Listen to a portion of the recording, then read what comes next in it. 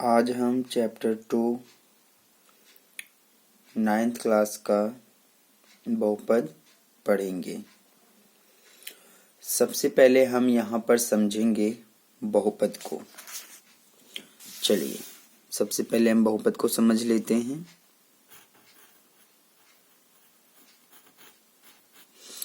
अगर आप इस बहुपद शब्द को ध्यान से देखें तो इसमें आपको दो शब्द अलग अलग दिखाई देंगे।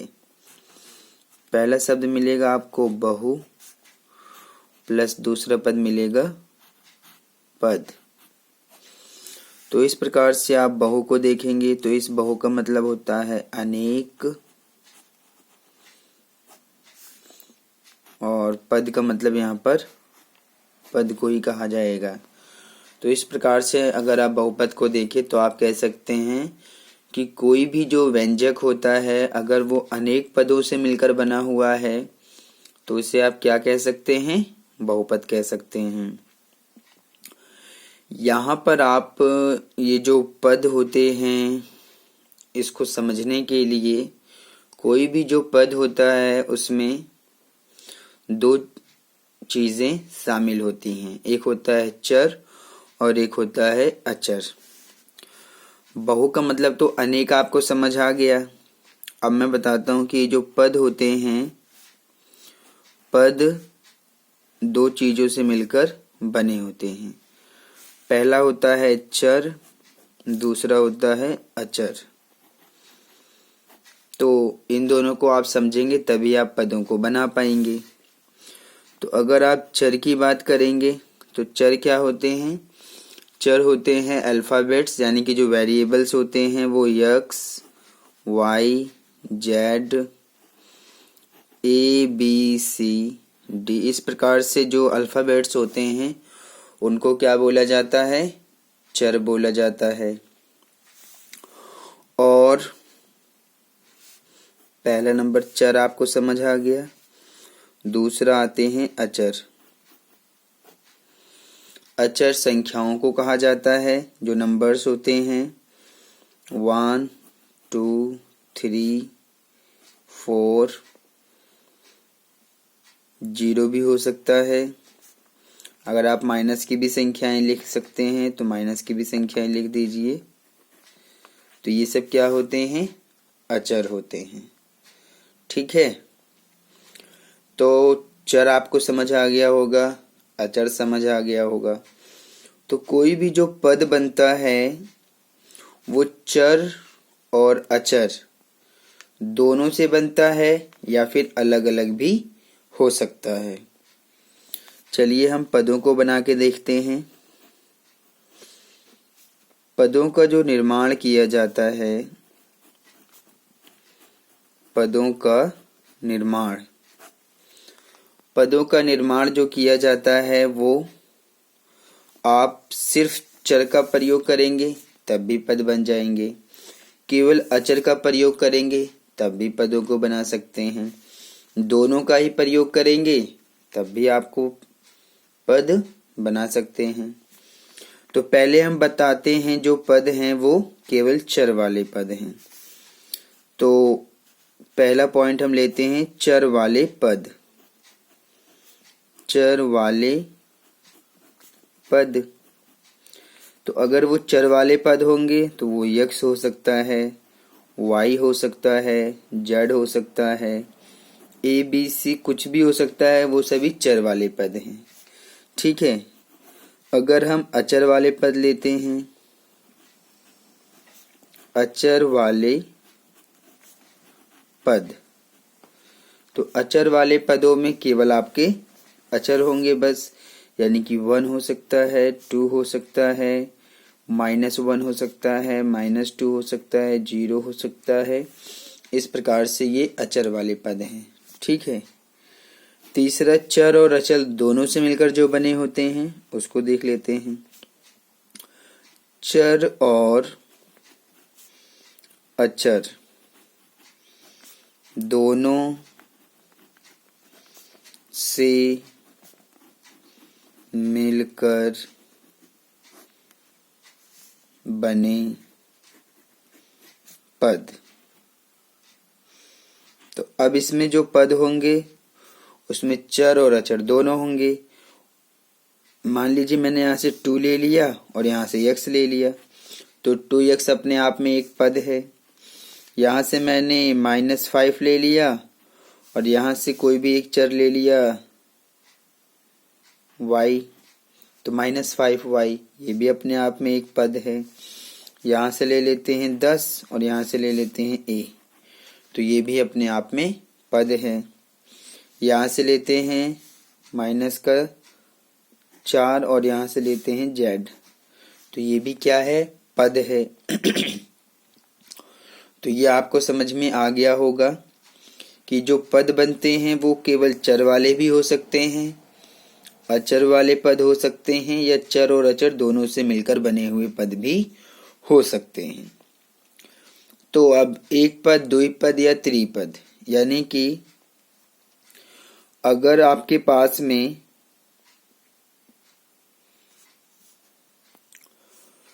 चलिए पहले हम यहाँ पर क्योंकि आपने पदों को समझ लिया है, चर समझ लिया है, अचर समझ लिया है, तो अब हम बहुपद को परिभाषित कर सकते हैं। ठीक है, अब हम बहुपद को परिभाषित कर सकते हैं। तो अब आप बहुपद की परिभाषा को ध्यान से समझिए। बहुपद की परिभाषा देखिए, कोई भी जो बीजीय बहुपद है, बहुपद को दर्शाने के लिए, बहुपद को इंग्लिश में बोला जाता है पॉलिनोमियल। पहले तो आपको ये दिखा दिया जाए, बहुपद को क्या बोला जाता है, पॉलिनोमियल। बहुपद को इंग्लिश में पॉलिनोमियल बोला जाता है। तो एक बीजीय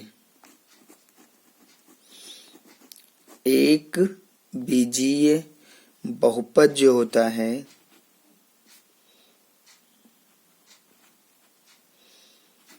एक बीजीय बहुपद, बीजीय का मतलब है जिसमें कि आपको चर और अचर दोनों शामिल हों।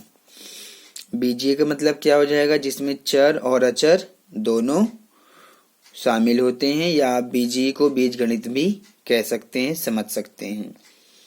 तो एक बीजीय बहुपद जो होता है, बहुपद को हम दर्शाते हैं px से। ये मैं आपको बताऊंगा कि बहुपद को हम दर्शाने के लिए किसका प्रयोग करते हैं, px का प्रयोग करते हैं। और ये जो कोई भी जो बीजीय बहुपद होता है, उसके जो पद होते हैं उसमें पहला पद 0 हो सकता है, मतलब कि a0 प्लस a0 के बाद में क्या आएगा, a1 आएगा। इसके साथ में आप क्या लिखेंगे, कोई भी चर लिख सकते हैं, क्योंकि बहुपद जो है वो मैंने यहाँ पर px लिखा है। p का मतलब पॉलिनोमियल और x का मतलब उसकी जो चर है वो क्या है, x है। तो पहला क्या बन जाएगा, a0। अगर यहाँ पर आप x भी लिखना चाहते हैं तो x को भी लिख सकते हैं, आप x लिख सकते हैं। इसकी पावर क्या लिख सकते हैं, 0। इसकी पावर क्या लिख सकते हैं, 0। तो हमारा जो बहुपद बनेगा a0 x की पावर 0, a1 x की पावर 1, यानी कि जो a0 है तो 0 ही उस चर की पावर बन जाएगी।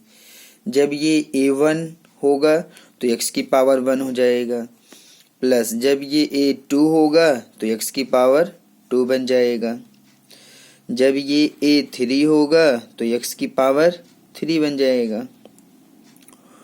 और इस प्रकार से प्लस जब ये a4 होगा तो x की पावर 4 बन जाएगा।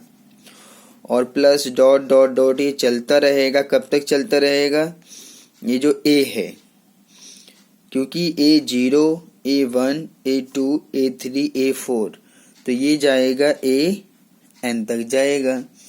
तो अगर ये an तक जाएगा तो x की पावर भी कहाँ तक जाएगी, n तक जाएगी, क्योंकि जो ए के साथ में नीचे रहेगा वही एक्स की पावर बन जाएगा। अगर 0 है तो एक्स की पावर 0, A1 है तो एक्स की पावर 1, A2 है तो एक्स की पावर 2, A3 है तो एक्स की पावर 3, A4 है तो एक्स की पावर 4। अगर AN हो जाएगा तो एक्स की पावर n तक ये जाएगा।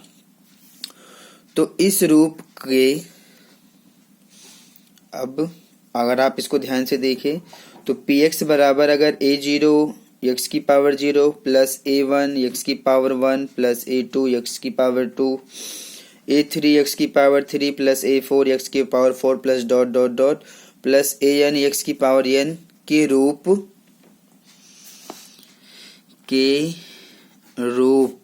में जहां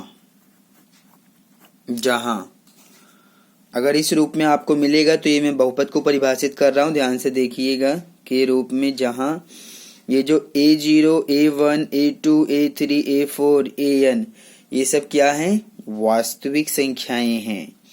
जो आपने चैप्टर 1 में वास्तविक संख्याओं के बारे में पढ़ा था, तो यहाँ पर आप वही समझिएगा कि A0 A1 A2 A3 A4 AN ये सब क्या हैं, वास्तविक संख्याएं हैं। तो मैं यहाँ पर आपको लिख के दिखाऊंगा कि जहाँ A0 A1 A2 A3 dot dot dot और AN, ठीक है ना, ये कुछ भी नहीं है। तो इस प्रकार से A0 A1 A2 A3 और AN ये सभी क्या हैं, वास्तविक संख्याएं हैं। वास्तविक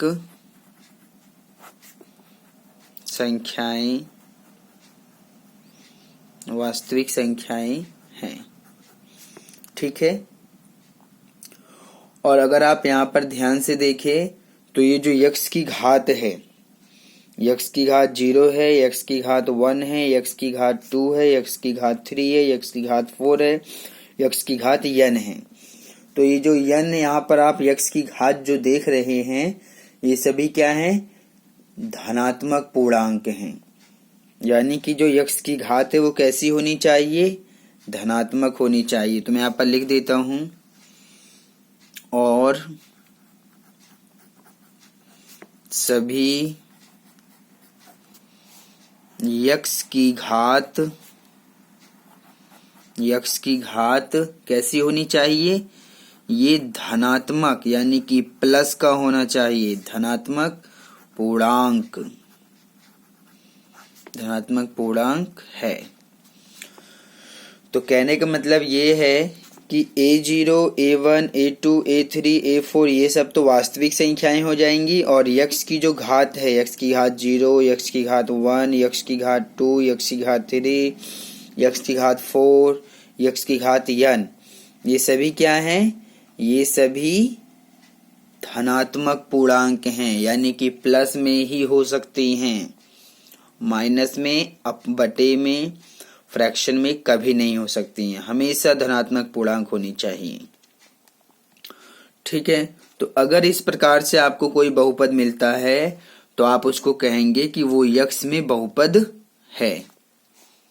क्या कहेंगे, आप कहेंगे कि यक्स में बहुपद है, ठीक है। तो इस प्रकार से यहाँ पर हमने इस बहुपद को परिभाषित किया है, ठीक है। ध्यान दीजिएगा कि यहाँ पर एक चीज और है कि AN यहाँ पर 0 नहीं होना चाहिए। मतलब कि AN यानी कि अगर आप इसको ध्यान से देखें तो AN 0 नहीं होना चाहिए, क्योंकि अगर ये 0 हो जाएगा तो 0 इस पूरे यक्स की पावर को ही खत्म कर देगा। यानी कि जो चर है, चर को खत्म कर देगा। यानी कि ये AN आपका 0 नहीं होना चाहिए, और AN बराबर 0 नहीं है। यानी कि ये जो AN है ये आपका 0 कभी नहीं होना चाहिए। अगर ये 0 हुआ तो ये 0 यक्स को पूरा 0 बना देगा। तो जो पद है वो खत्म हो जाएगा। तो इसलिए हम कह रहे हैं कि an जो है वो 0 नहीं होना चाहिए। ठीक है, तो इस चीज को भी आपको ध्यान रखना है। तो इस प्रकार से जब आप इसको ध्यान से देखेंगे तो यहाँ पर हमने बहुपद के पद भी बहुत सारे बना लिए हैं। ये सभी क्या हैं, बहुपद के पद हैं। यहाँ पर मैं थोड़ा सा आपको दिखा देता हूँ। ठीक है ना, देखिए, अगर आप बहुपद के पदों को ध्यान से देखें, बहुपद के पद कौन कौन से हैं, ये सभी a0 x की पावर 0, a1 x की पावर 1, a2 x की पावर 2, ये सभी क्या हैं, बहुपद के पद हैं। यानी कि a0 x0, a1 x1, a2 x2, a3 x3 और ये an और xn, ये सब क्या हैं, बहुपद के पद हैं। क्या हैं ये सभी, ये सभी बहुपद के पद हैं। ठीक है, और अगर आप इनको ध्यान से देखें तथा अगर आप इनको ध्यान से देखें तो ये जो a0 है, a1 है, a2 है, a3 है, a4 है, an है, ये सभी क्या हैं, अलग अलग पदों के गुणांक हैं। देखिए, ये अपने आप में एक पद है, ये भी एक पद है, हर एक पद में एक गुणांक होता है। तो इस पद के अंदर गुणांक क्या है, a0, इस पद के अंदर गुणांक क्या है, a1, इस पद में गुणांक क्या है, a2, इस पद में गुणांक क्या है, a3, इस पद में गुणांक क्या है, a4, इस पद में गुणांक क्या है, an। तो यहाँ पर आप कह सकते हैं कि ये जो a0 है, a1 है, a2 है, a3 है, a4 है, an है। ठीक है, ये सभी क्या हैं, बहुपद के विभिन्न गुणांक हैं। बहुपद के विभिन्न गुणांक कहलाते हैं। इन्हें आप क्या बोलेंगे, ये सभी गुणांक हैं। ठीक है, तो इस प्रकार से यहाँ पर आपको ये सारी चीजें समझनी थी। तो बहुपद की जो घात होती है वो या तो बढ़ते क्रम में होती है या घटते क्रम में होती है। यानी कि अगर आप बहुपद की घात को देखेंगे तो x की पावर 0, फिर 1, फिर 2, फिर 3, फिर 4, ये जो घात है ये हमेशा बढ़ते क्रम में है। ठीक है, पहले 0 है, फिर बढ़ गया 1, फिर बढ़ गया 2, फिर बढ़ गया 3। यानी कि बहुपद के अंदर जो चर की घात है वो या तो बढ़ते क्रम में हो सकती है या घटते क्रम में भी हो सकती है। तो इस प्रकार से इसको बोला जाएगा बहुपद का व्यापक रूप। क्या बोला जाएगा, बहुपद का व्यापक रूप। इस प्रकार से आप इसको बहुपद का व्यापक रूप भी कह सकते हैं। आप इसको क्या बोलेंगे, बहुपद का व्यापक रूप। तो अगर आप लिखना चाहें, इसी की बात कर रहा हूं मैं, ये जो यहाँ पर हमने लिखा है बहुपद, ये बहुपद का व्यापक रूप भी कहलाता है। ठीक है ना, तो मैं यहाँ पर लिख देता हूं, ये जो आया हुआ है इसी को मैं लिख रहा हूं। ये जो px है, px बराबर a0 x की पावर 0 प्लस a1 x की power n plus a2 x की पावर 2 प्लस a3 x की पावर 3 प्लस a4 x की power 4 plus plus an x की पावर n। ये बहुपद का व्यापक रूप कहलाता है। इसे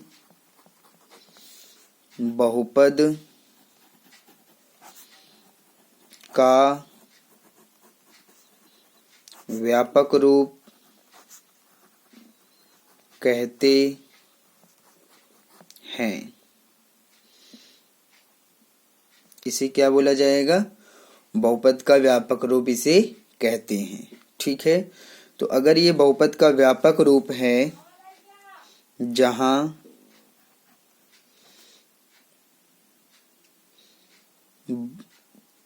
चर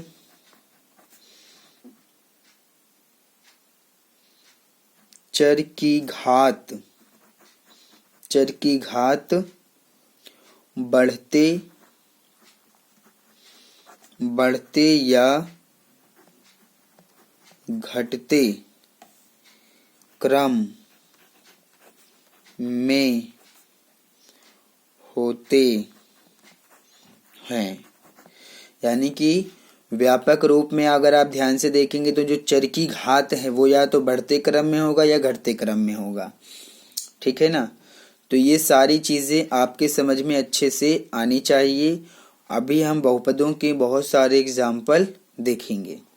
ठीक है, अभी तो मैं आपको बहुपद की परिभाषा दिखा रहा हूँ कि इस प्रकार से बहुपद का व्यापक रूप होता है और इस प्रकार से इसमें जो गुणांक होते हैं और इसमें बहुपद के पद जो होते हैं वो किस प्रकार से होते हैं।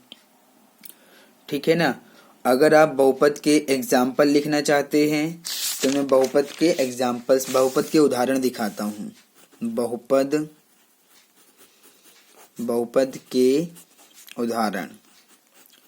अब आप बहुत सारे बहुपद के उदाहरण लिख सकते हैं। आप कुछ भी चर लीजिए, मान लीजिए 5x की पावर 2 माइनस का 8x और प्लस का 3, तो ये अपने आप में एक बहुपद है।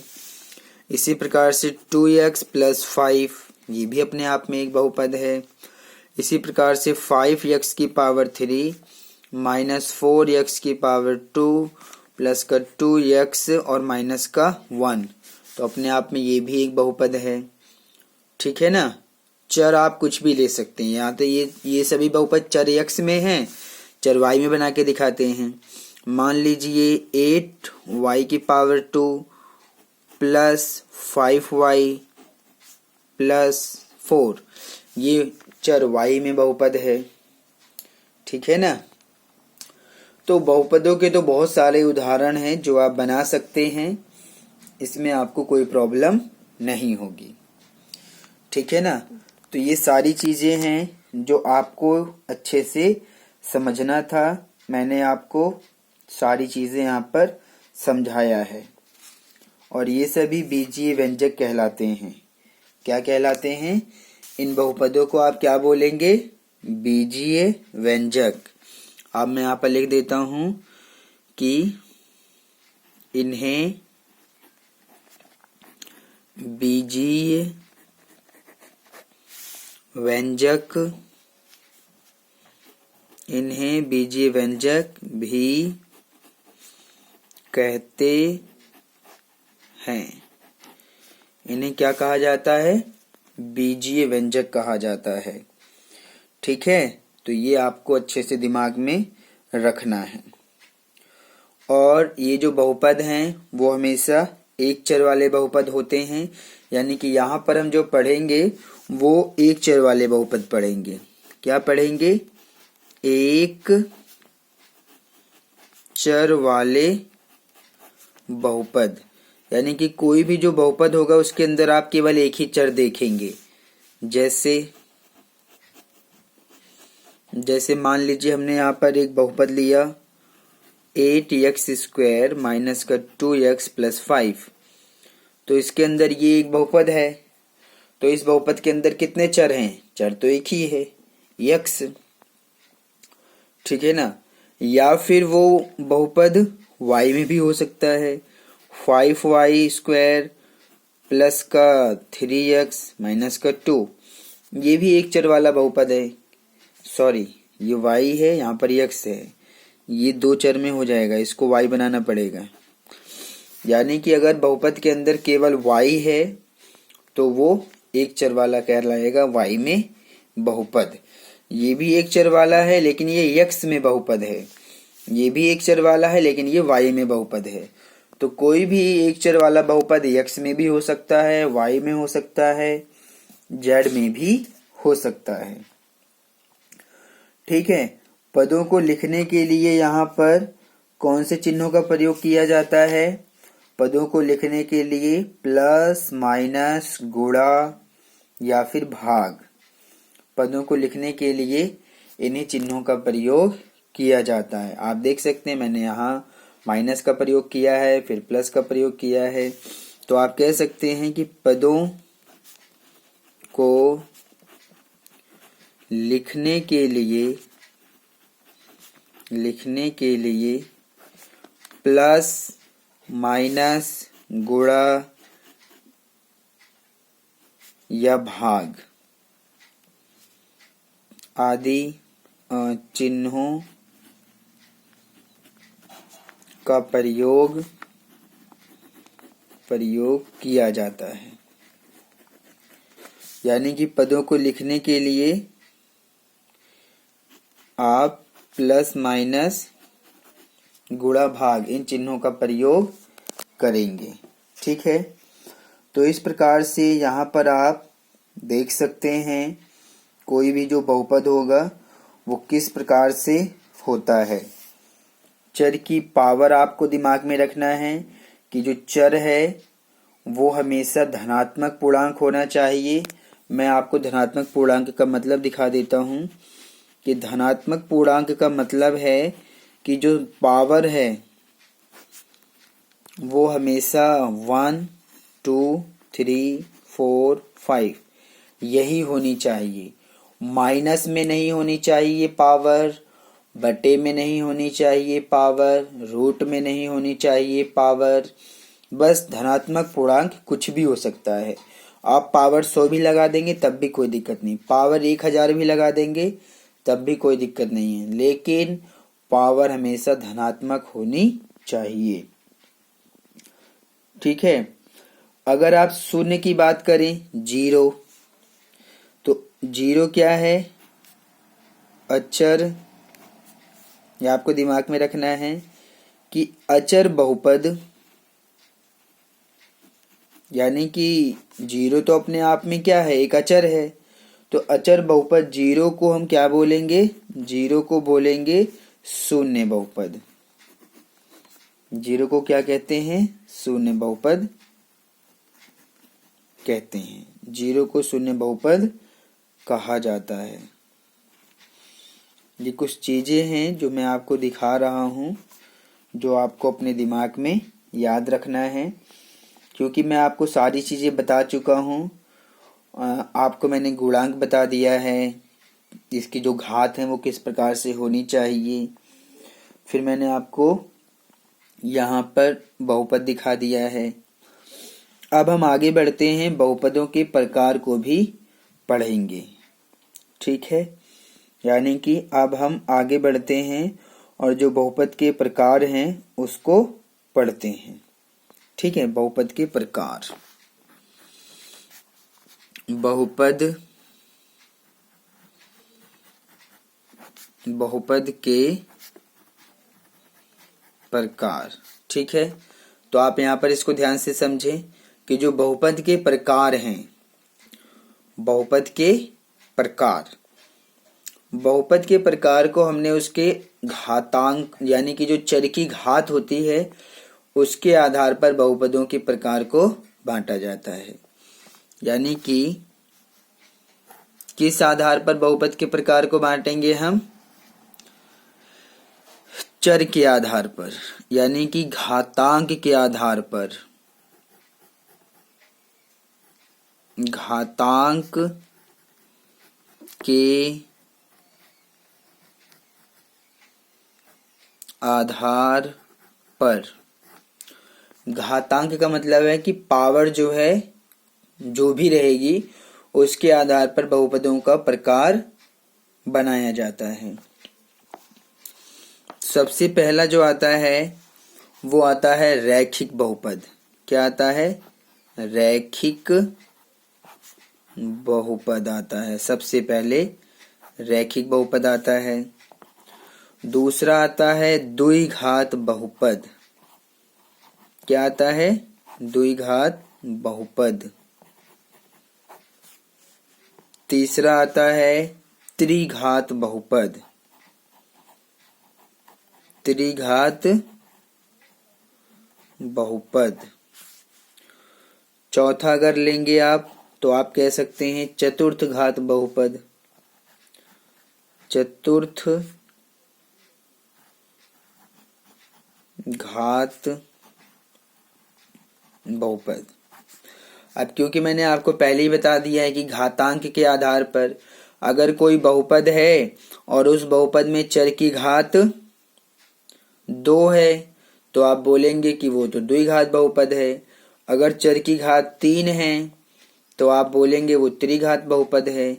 अगर चर की घात 4 है तो आप बोलेंगे वो चतुर्थ घात बहुपद है।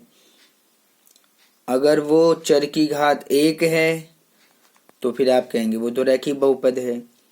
यानी कि घातांकों के आधार पर जो बहुपदों का वर्गीकरण किया गया है मुख्य रूप से 3 भागों में बांटा गया है, रैखिक बहुपद, द्विघात बहुपद, त्रिघात बहुपद। लेकिन हम चौथा भी ले सकते हैं अगर आप लेना चाहें तो, इससे ज्यादा नहीं लेंगे। मुख्य रूप से आपको 3 ही समझना है, लेकिन मैंने चौथा भी लिख दिया है आपको समझाने के लिए। तो 3 के बाद में चौथा बन जाएगा, लेकिन 5वां आप नहीं बनाएंगे। आप x की घात 5 को लेकर पंचघात बहुपद ना बोलने लग जाना। मुख्य रूप से आपको ये 3 को ही पढ़ना है, लेकिन मैंने चौथा भी बना दिया है। तो जो रैखिक बहुपद होगा उसमें जो चर की अधिकतम घात होगी, चर की अधिकतम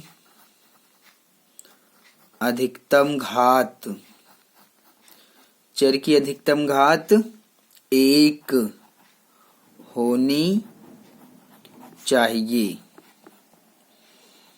चर की अधिकतम घात 1 होनी चाहिए। और अगर वो द्विघात है तो चर की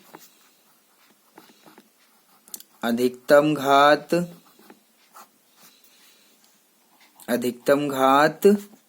2 होनी चाहिए। 2 होनी चाहिए। और अगर वो त्रिघात बहुपद है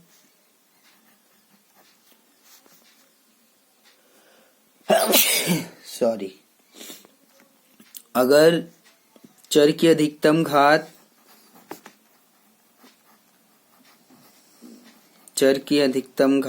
3 है,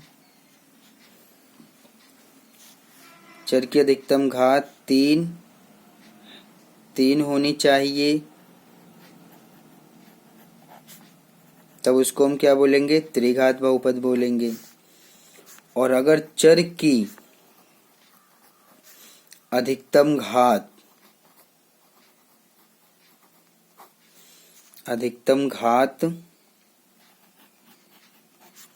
4 है, अगर 4 होनी चाहिए, 4 है तो उसको आप क्या बोलेंगे? चतुर्थ घात बहुपद बोलेंगे। तो यहाँ पर आपको ये दिमाग में रखना है कि अगर चर की घात 1 है तो उसको रैखिक बहुपद बोलेंगे, चर की घात 2 है तो द्विघात बहुपद बोलेंगे, चर की घात 3 है तो उसमें त्रिघात बहुपद बोला जाएगा, चर की घात 4 है तो उसको चतुर्थ घात बहुपद बोला जाएगा। उदाहरण लेते हैं। उदाहरण मान लीजिए मैंने यहाँ पर लिखा 2x + 3। तो यहाँ पर चर की घात क्या है? कुछ भी नहीं है यहाँ पर चर की घात। तो आप कितना मानेंगे? जब घात कुछ नहीं होती है तो 1 माना जाता है। तो ये हो जाएगा हमारा रैखिक बहुपद, क्योंकि जो चर है वो x है और उसकी घात आपको कितना दिख रहा है? 1। ठीक है, अब इसका उदाहरण लेते हैं।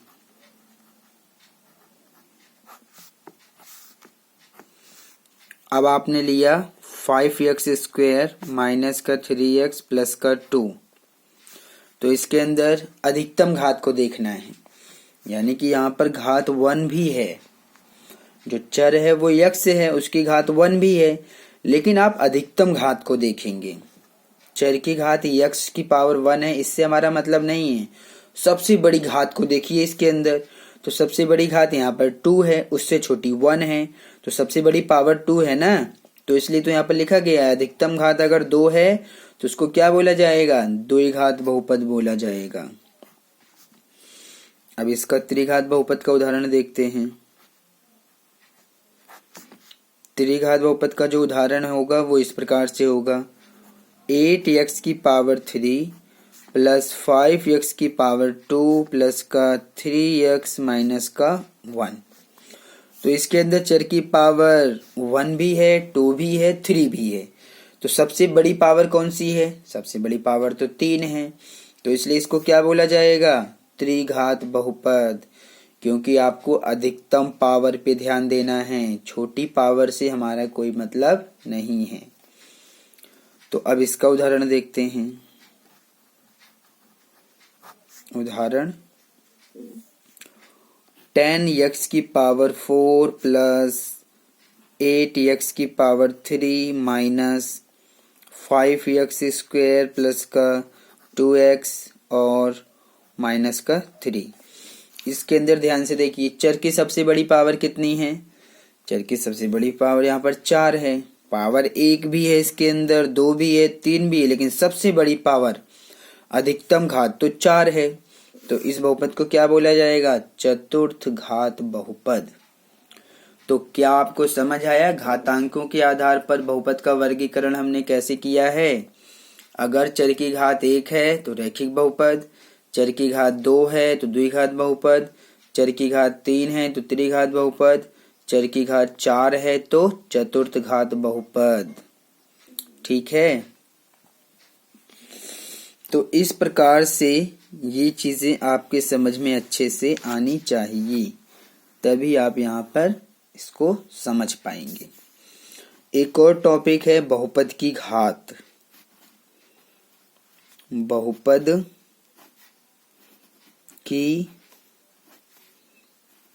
की घात, ये टॉपिक आपको समझने के लिए बहुत इंपॉर्टेंट है कि बहुपद की घात क्या होती है। ठीक है ना, तो बहुपद की घात ये टॉपिक आपको अच्छे से समझ में आना बहुत जरूरी है। तो बहुपद की घात का मतलब है कि किसी बहुपद में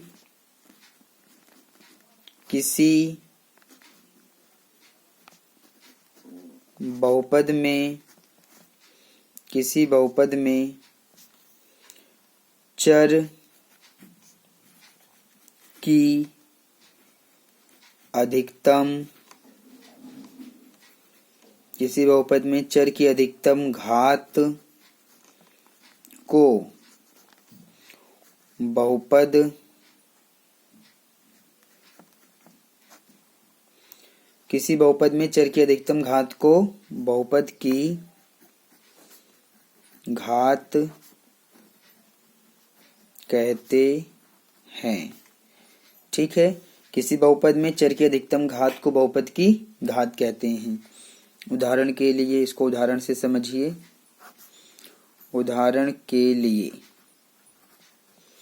मान लीजिए हमारे पास एक बहुत बड़ा बहुपद है 10x की पावर 8 प्लस 7x की पावर 7 प्लस 6x की पावर 6 प्लस 5x की पावर 5 प्लस 4x की पावर 4 प्लस 3x की पावर 3 प्लस 2x की पावर 2 प्लस 1। ठीक है, तो यहाँ पर आपको 1 लिख के आप इसको 1 के साथ भी x ले सकते हैं और इसकी पावर 1 लिखा जा सकता है, और लास्ट में फिर आप प्लस का 3 भी लगा सकते हैं। ठीक है, तो ये अपने आप में एक बहुपद है। अगर इसमें कोई पूछे बहुपद की घात बताइए, अगर कोई पूछे कि बहुपद की घात बताइए तो आप कैसे बताएंगे। आप देखेंगे कि यहाँ पर तो पावर 1 है, पावर 2 है, 3 4 5 6 7 8, पावर तो बहुत सारी हैं, लेकिन जो सबसे बड़ी घात है, सबसे बड़ी, वो 8 है। सबसे बड़ी घात कौन सी है, 8 है। तो यही है बहुपद की घात। तो आपको यही देखना है कि कोई भी जो बहुपद है उसके अंदर चर की सबसे बड़ी घात क्या है। जो सब चर की सबसे बड़ी घात होगी वही बहुपद की घात कहलाती है। ठीक है, तो इस प्रकार से यहाँ पर आपको इन सब चीज़ों को ध्यान से समझना था और अच्छे से देखना था। ठीक है, अगर कोई बहुपद है जिसमें केवल 2 पद हैं तो उसको क्या बोलेंगे? द्विपद बहुपद। क्या बोलेंगे? द्विपद बहुपद। इसका मतलब ये हुआ कि कोई बहुपद अगर आपके पास में है लेकिन उसमें केवल और केवल 2 ही पद हैं तो उसको क्या बोला जाएगा? द्विपद बहुपद बोला जाएगा। ठीक है ना? तो इस प्रकार से आप इन सब चीजों को अपने दिमाग में रखिएगा। अब हम सीधा आते हैं एक्सरसाइज पर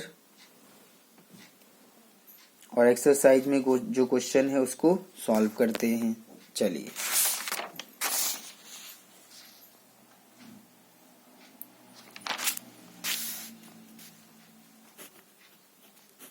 एक्सरसाइज 2.1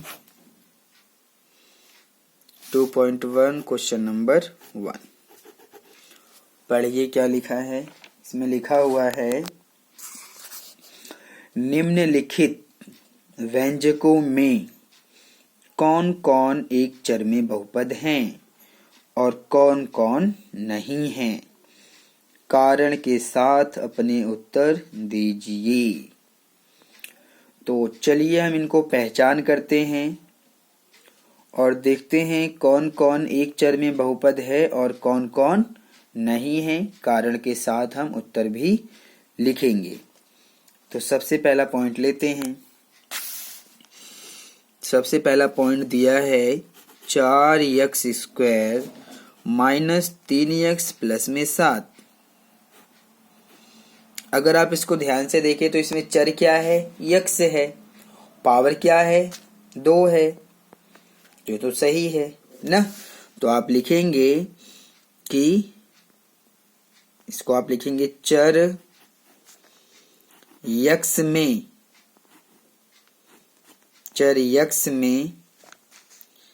एक बहुपद, चर यक्स में एक बहुपद है। चर यक्स में एक बहुपद है। चर यक्स में एक बहुपद है और आप कह सकते हैं क्योंकि जो चर की घात है वो एक धनात्मक पूर्णांक है। क्योंकि अगर आप कारण देना चाहें तो क्योंकि चर यक्स की घात एक धनात्मक पूर्णांक है, इसलिए ये एक बहुपद चर यक्स में है। ठीक है, चलिए सेकंड पॉइंट लेते हैं। सेकंड पॉइंट हमें दिया है y² प्लस में √2। हमें तो बस अपने चर को देखना है। √2 आ गया है, इससे मतलब नहीं है हमारा, इससे हमारा कोई मतलब नहीं है। हमें अपने चर को देखना है बस। तो चर क्या है? y है। घात क्या है? 2 है, धनात्मक पूर्णांक है। तो ये भी एक बहुपद है। तो आप लिखेंगे चर, लेकिन इसका जो चर है ये y है। ध्यान दीजिएगा, चर y में एक बहुपद है क्योंकि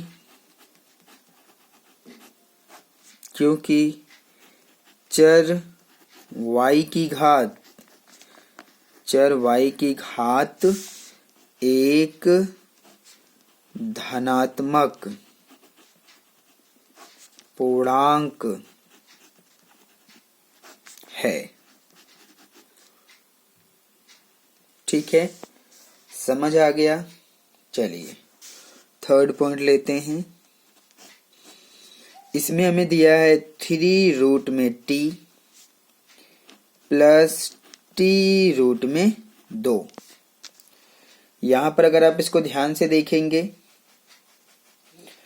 तो जो t है, t तो रूट में लिखा हुआ है, ठीक है, t यहां पर रूट में लिखा हुआ है।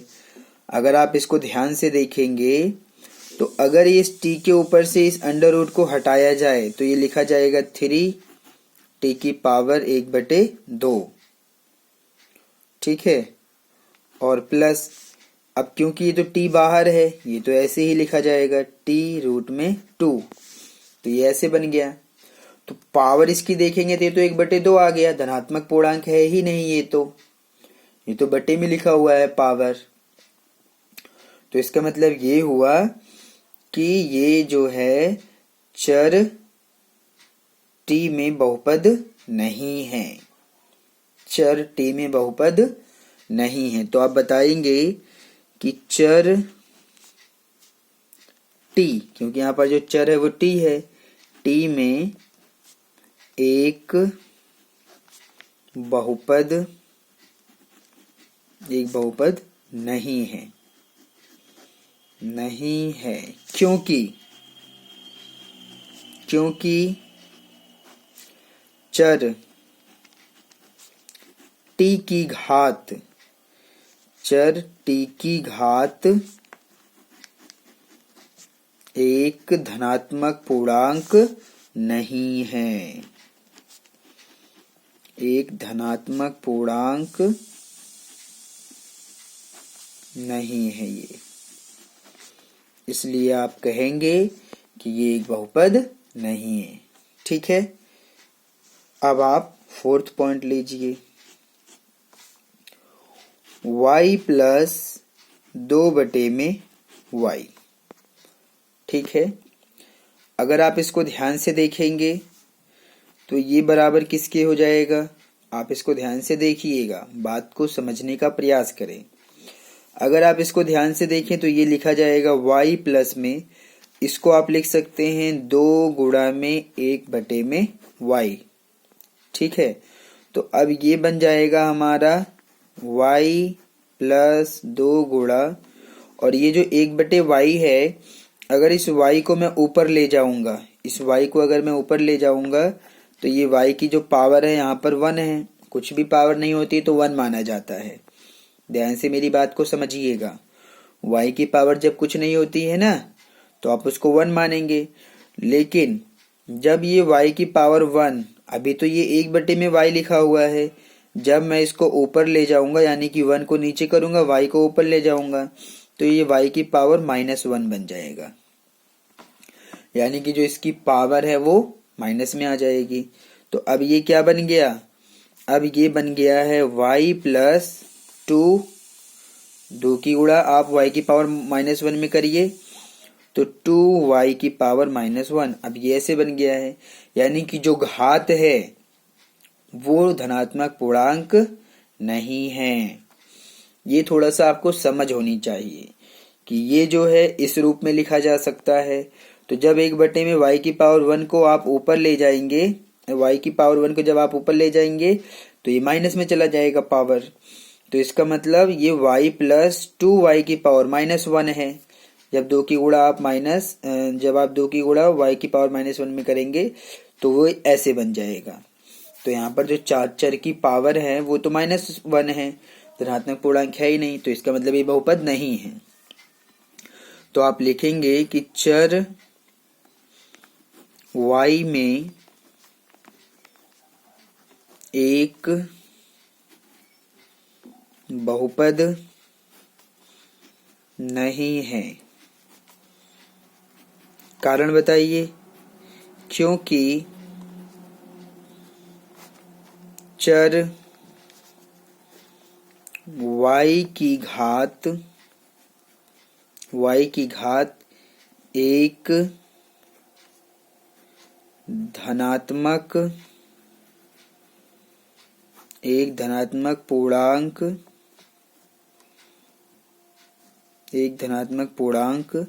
नहीं है।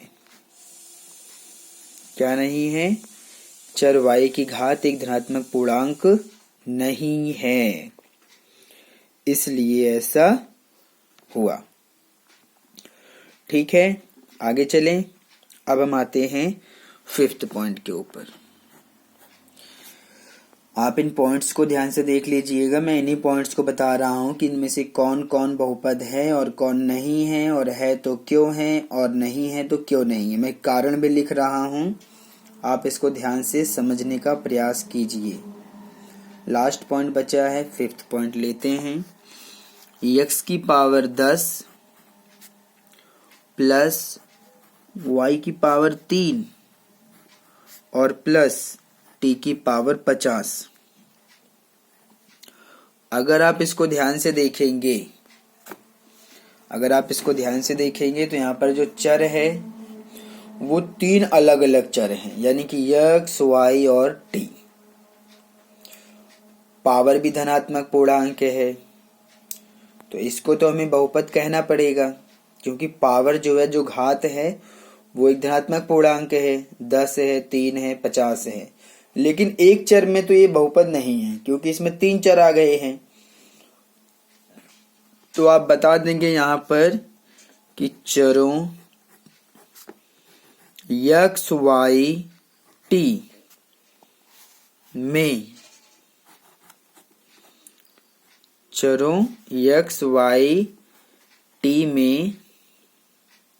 एक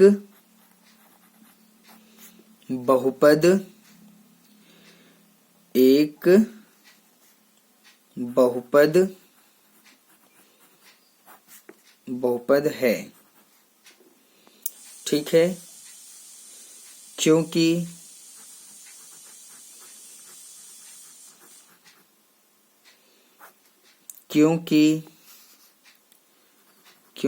चर x, y, t की घात एक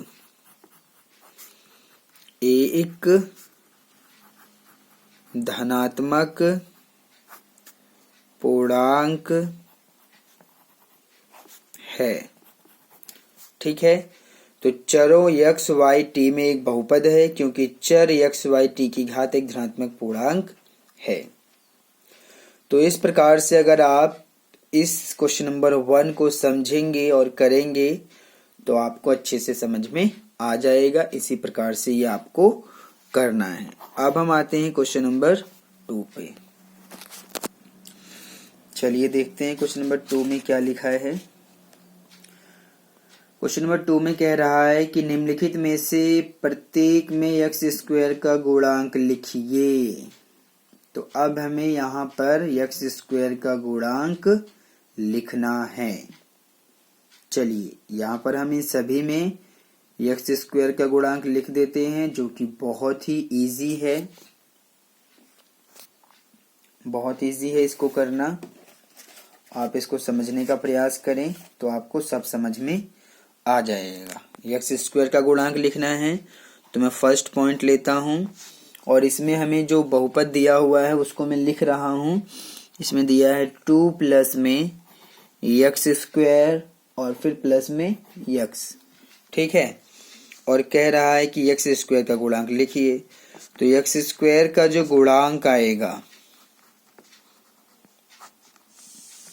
x का नहीं पूछ रहा है, इसका नहीं पूछ रहा है, वो x स्क्वायर का गुणांक पूछ रहा है।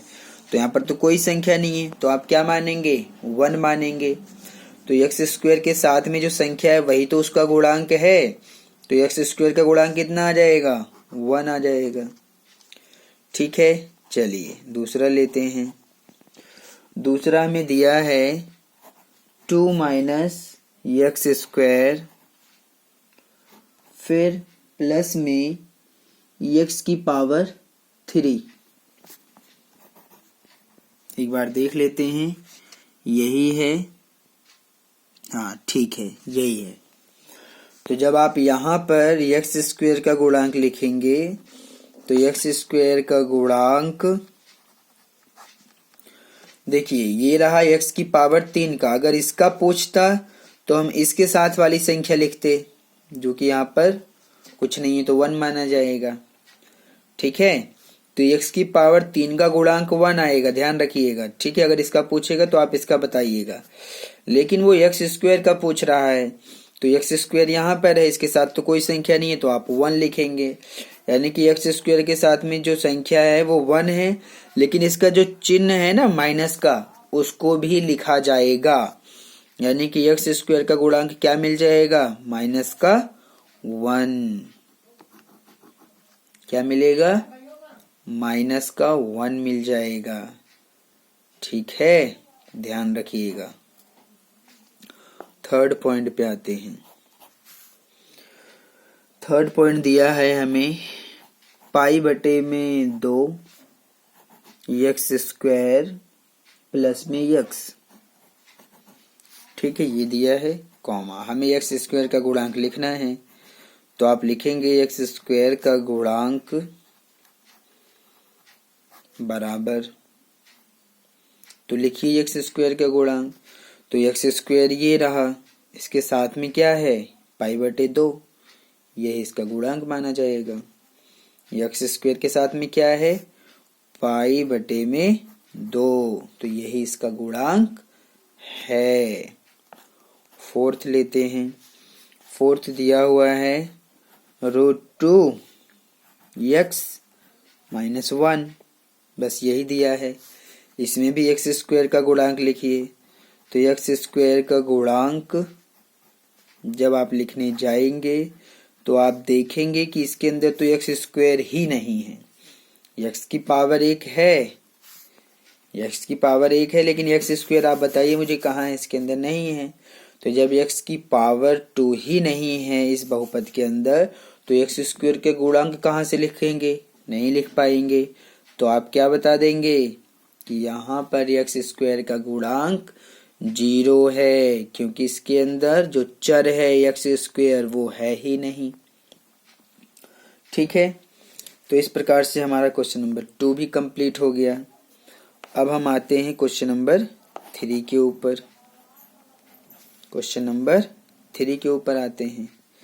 क्या लिखा है, कह रहा है क्वेश्चन नंबर 3 में 35 घात के द्विपद का और 100 घात के एक पदी का एक एक उदाहरण दीजिए। यानी कि जब घात 35 है तो वो बहुपद द्विपद का होना चाहिए, जब घात 100 है तो वो बहुपद एक पदी का होना चाहिए। एक एक उदाहरण देना है, एक उदाहरण देना है 35 की घात में और एक उदाहरण देना है 100 की घात में। तो बहुत इजी क्वेश्चन है। इस प्रकार के जो सवाल हैं इनका जो आंसर है वो आप अपनी मर्जी से कुछ भी लिख सकते हैं। मैं आपको सजेस्ट करना चाहता हूँ कि आप कोई भी 2 पद लिखिए और उसकी पावर 35 लगा दीजिए, फिर आप कोई भी एक पद लिखिए और उसकी घात 100 लगा दीजिए। तो इस प्रकार से अनेकों उदाहरण लिखे जा सकते हैं, ठीक है। तो मैं आपको यही सलाह दूंगा कि आप अपनी मर्जी से कोई भी ऐसा उदाहरण लिख सकते हैं जो कि आपको इसके क्वेश्चन के अकॉर्डिंग सही लगे। तो 35 की घात द्विपद का उदाहरण, 35 घात द्विपद का उदाहरण। तो द्विपद का मतलब 2 ही पद होने चाहिए, तो हमारे पास तो बहुत सारे ऐसे हैं जिसमें आप देखेंगे इसमें कितने पद हैं, 2 पद हैं, x और 3 2 पद हैं। घात कितनी लगाना है, घात लगाना है 35। हो गया एक उदाहरण,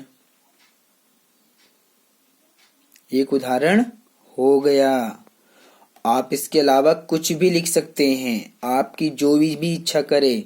आप 2 पद कुछ भी लिखिए, बस उसमें चर की घात 35 लगा दीजिए, ठीक है ना। तो ये हमें एक उदाहरण लिखना था जो कि मैंने लिख दिया है। ये है आपका एक उदाहरण, ठीक है। तो पहला हो गया। अब दूसरा लेते हैं 100 घात का, 100 घात का एक पद का उदाहरण देना है, एक पद का एक उदाहरण। तो एक पद में तो बहुत सारे होते हैं। आप कोई भी एक पद ले लीजिए। मान लीजिए चलिए मैंने y ले लिया, y भी तो एक पद है। y क्या है? एक पद है। चर क्या है? y है। तो जो कि एक पद है, इसकी घात कितनी होनी चाहिए? 100 होनी चाहिए। बन गया एक उदाहरण। आप चर कुछ भी ले सकते हैं, x ले सकते हैं, y ले सकते हैं, z ले सकते हैं, p q r कुछ भी ले सकते हैं चर, लेकिन उसकी पावर आप 100 लगाएंगे और एक ही पद लेना है। कितना लेना है? एक पद। इसमें द्विपद कहा था इसलिए मैंने 2 पद लिया है। इसमें एक पद कहा गया है तो एक पद लेंगे आप। ठीक है, तो इस प्रकार से क्वेश्चन नंबर 3 भी सॉल्व हो गया। अब हम आते हैं क्वेश्चन नंबर 4 के ऊपर। ठीक है, क्वेश्चन नंबर 4, इसमें लिखा है निम्नलिखित बहुपदों में से, क्वेश्चन नंबर 4 में लिखा है निम्नलिखित बहुपदों में से प्रत्येक बहुपद की घात लिखिए। तो ये तो और भी इजी क्वेश्चन है। चलिए इसको भी सॉल्व कर लेते हैं। हमें बहुपद की घात बताना है। ठीक है, क्वेश्चन नंबर 4 में हमें बहुपद की घात को बताना है। चलिए सभी को बता लेते हैं। क्वेश्चन नंबर 4 में अगर आप ध्यान से देखेंगे तो इसमें फर्स्ट पॉइंट हमें दिया हुआ है। फर्स्ट पॉइंट हमें दिया है, पहला दिया है 5x की power 3 plus 4x square plus का 7x। दूसरा दिया है 4 माइनस वाई की पावर 2। तीसरा दिया है 5t माइनस रूट 7। चौथा दिया है 3। तो इन सभी का हम बताएंगे एक एक करके। तो पहला लेते हैं 5x की power 3 plus 4x square plus 7x। पहला लेते हैं 5x की power 3 plus 4x square plus का 7x, इसको ले लिया। बहुपद की घात लिखना है। चलिए लिख देते हैं। बहुपद की घात, मैंने आपको बताया था कि कोई भी जो बहुपद होगा उसके अंदर चर की जो सबसे बड़ी घात होगी वही बहुपद की घात कहलाएगी। तो यहाँ पर चर की घात 1 भी है, 2 भी है, 3 भी है, लेकिन सबसे बड़ी घात तो 3 है। तो अब बहुपद की घात कितना बताएंगे? 3 बताएंगे। दूसरा लेते हैं 4 माइनस वाई की पावर 2। तो अब आप बताइए बहुपद की घात। तो बहुपद की जो घात है, आप इसके अंदर देखिए सबसे बड़ी पावर क्या है? 2। तो यही बहुपद की घात होगी। तीसरा है 5t माइनस रूट 7। इसमें भी बहुपद की घात लिखिए। तो बहुपद की घात बराबर, यहाँ पर चर है t और इसकी पावर तो कुछ नहीं है तो 1 माना जाएगा। तो बहुपद की घात कितनी हो जाएगी? 1 हो जाएगी। फोर्थ पॉइंट में हमें 3 दिया हुआ है। तो बहुपद की घात क्या है? आप मुझे बताइए बहुपद की घात क्या होगी? तो बहुपद की घात का मतलब है कि जो चर है, चर की अधिकतम घात को हम देखते हैं। क्या देखते हैं? चर की अधिकतम घात को देखा जाता है। क्या इसके अंदर चर दिख रहा है? इसके अंदर तो चर ही नहीं दिख रहा है। तो चर की अधिकतम घात को हम देखते हैं और बता देते हैं कि बहुपद की घात इतनी है। यहाँ तो चर की घात ही नहीं है, मतलब चर ही नहीं है तो घात कहाँ से होगी? तो इसलिए आप क्या बताएंगे? बहुपद की घात 0 है, क्योंकि जब इसके अंदर हमें चर नहीं दिया हुआ है तो आप क्या बताएंगे? बहुपद की घात 0 हो जाएगी। ठीक है, क्योंकि आपको ये समझ होनी चाहिए कि बहुपद की जो घात होती है वो चर की सबसे बड़ी घात होती है। ठीक है ना? तो जब इसके अंदर चर है ही नहीं तो हम क्या बताएंगे? बहुपद की घात 0 बता देंगे। ठीक है, तो ये आपको पता होना चाहिए कि जो बहुपद की घात है, बहुपद की घात का मतलब है चर की अधिकतम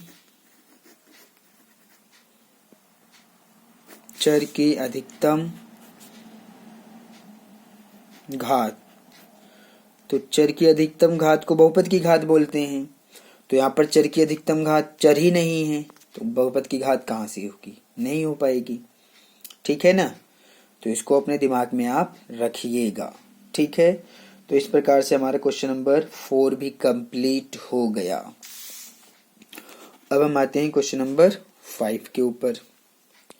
तो क्वेश्चन नंबर 5 को अगर आप ध्यान से देखेंगे क्या लिखा है, क्वेश्चन नंबर 5 में लिखा है कि बताइए कि निम्नलिखित बहुपदों में कौन कौन बहुपद रैखिक हैं, कौन कौन द्विघाती हैं और कौन कौन त्रिघाती हैं। तो ये आपको पता है कि अगर पावर 1 है तो रैखिक बहुपद है, पावर 2 है तो द्विघात बहुपद है, पावर 3 है तो त्रिघात बहुपद है। चलिए इसको हम लिख देते हैं। ठीक है, बहुत इजी क्वेश्चन है ये। Question number 5। क्वेश्चन नंबर 5 का फर्स्ट पॉइंट लेते हैं और इसमें हमें क्या दिया हुआ है, इसमें दिया है एक्स स्क्वायर प्लस में एक्स, तो ये दिया हुआ है, तो एक्स स्क्वायर प्लस में एक्स। तो आप इसको ध्यान से देखिए, चर जो है वो एक्स है, इसकी पावर 1 है, यहाँ पर पावर 2 है, तो सबसे बड़ी पावर क्या है, 2 है। तो इसको आप क्या बोलेंगे कि ये द्विघात बहुपद है। कैसा है ये, द्विघात बहुपद है, द्विघात बहुपद। क्योंकि अधिकतम पावर को ही देखना है, अधिकतम पावर 2 है तो द्विघात बहुपद, पावर 3 है तो त्रिघात बहुपद। दूसरा लेते हैं, दूसरा है x माइनस एक्स की पावर 3, x माइनस एक्स की पावर 3। तो अधिकतम पावर कितनी है, 3 है। जब अधिकतम पावर 3 है तो त्रिघात बहुपद हो जाएगा,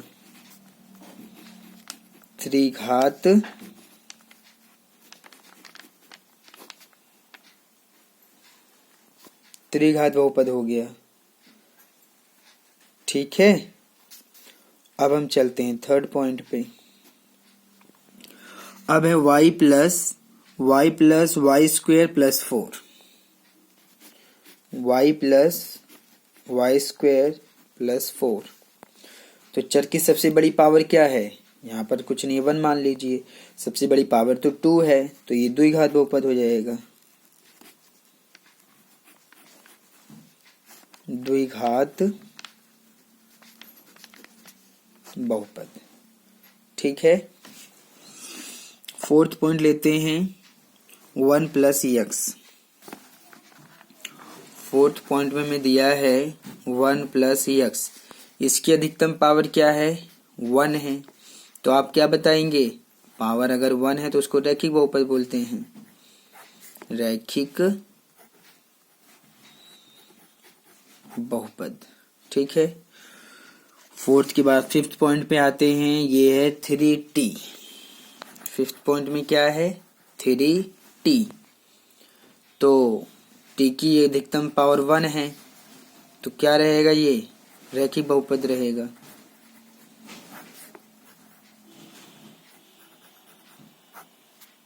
अब आते हैं सिक्स्थ पॉइंट पे, इसमें दिया है आर स्क्वायर।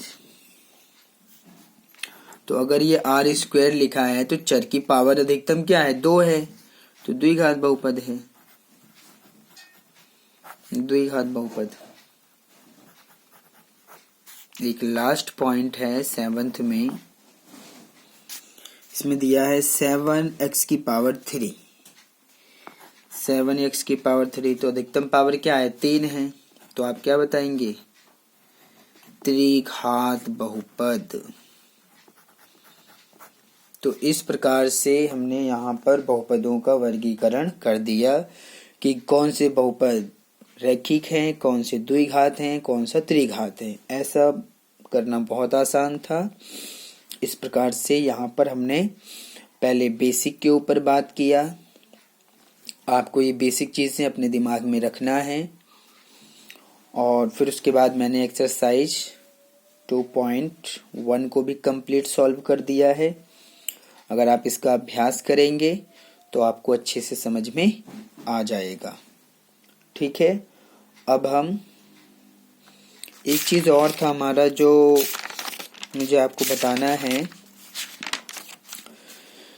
ये जो एक्सरसाइज 1.6 को सॉल्व किया गया था, एक्सरसाइज 1.6 को जो सॉल्व किया गया था, इसके अंदर ये जो क्वेश्चन नंबर 3 है, क्वेश्चन नंबर 3 में ये जो आंसर आ रहा है हमारा 1/3x की पावर 21, इसको अगर आप इन्वर्स करेंगे, उल्टा कर देंगे, तो इसकी जो पावर है वो माइनस में आ जाएगी। आंसर आपका सही है, बस इसकी पावर माइनस में आ जाएगी, यानी कि 1 को आप नीचे कर दीजिए, 1 नीचे आ जाएगा, और 3 की पावर जो 21 है वो किस में चला जाएगा, माइनस में चला जाएगा। ठीक है, तो जैसे ही आप इसको इन्वर्स करेंगे, उल्टा कर देंगे, तो 1 नीचे आ जाएगा, 3 की पावर 21 ऊपर जाएगा, लेकिन पावर फिर उसकी ऋणात्मक यानी कि माइनस में बन जाएगी। तो ये बन गया। तो क्योंकि आपको पता है कि नीचे 1 नहीं लिखा जाता है, तो इसलिए हमारा आंसर 3 की पावर -21 रहेगा। तो ऐसा भी आप कर सकते हैं, ये मुझे आपको केवल बताना था, वरना अगर आप यहाँ तक भी कर देते हैं तब भी कोई दिक्कत नहीं है, ये भी आपको फुल मार्क्स मिल जाएंगे, आपको कोई दिक्कत नहीं है एग्ज़ाम में। तो अगर आप इतना और कर देते हैं तो और अच्छी बात है, वरना आपकी जैसी इच्छा होगी आप वैसा कर सकते हैं। ठीक है, तो ये जो हमारा एक्सरसाइज 2.1 था बहुपद वाले चैप्टर में, ये हमारा कंप्लीट हो गया है। कल हम अपना एक्सरसाइज 2.2 शुरू करेंगे, बहुपद के शून्यक के बारे में पढ़ेंगे उसमें हम। तो अभी तो फिलहाल हम इतना ही करेंगे। अगर आपको हमारा ये चैनल पसंद आता है तो आप इसको लाइक, शेयर और सब्सक्राइब कीजिए। अगर आपका कोई कमेंट है तो आप उसको कमेंट सेक्शन में मुझे बताइए, मैं आपके कमेंट्स का जवाब ज़रूर दूंगा। जल्द ही हम आपसे फिर अपने नए वीडियो के साथ फिर मिलेंगे, तब तक के लिए धन्यवाद।